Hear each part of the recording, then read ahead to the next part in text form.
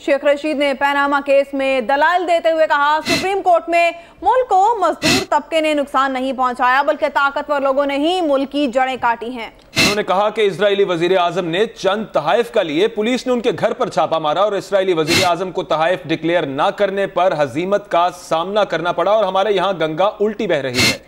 कोई इदारा काम भी नहीं कर रहा और ना ही किसी में छापे मारने की ताकत है। जस्टिस अजमत शेख ने शेख रशीद से कहा कि आप सादिक अमीन के हवाले से जिस केस का हवाला दे रहे हैं वो जाली डिग्री से मुतालिक है, जिस पर शेख रशीद ने जवाब दिया कि डिग्री जाली होना कम जुर्म है लेकिन टैक्स चोरी करना बड़ा जुर्म है।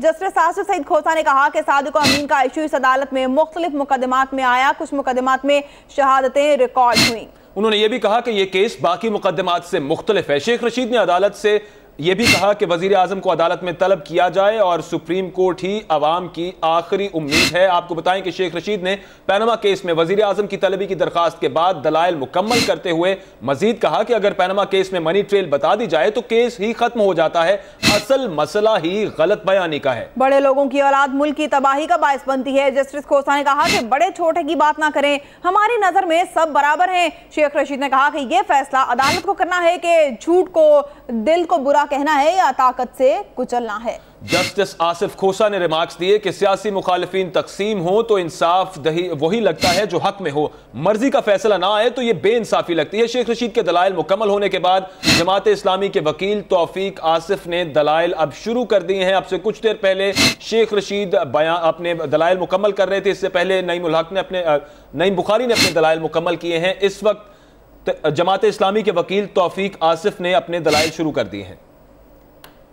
शेख रशीद ने पैनामा केस में वजीर आजम की तलबी की दरख्वास्त के बाद दलाइल मुकम्मल करते हुए मजीद कहा कि अगर पैनामा केस में मनी ट्रेल बता दी जाए तो केस खत्म हो जाता है, असल मसला गलत बयानी का है।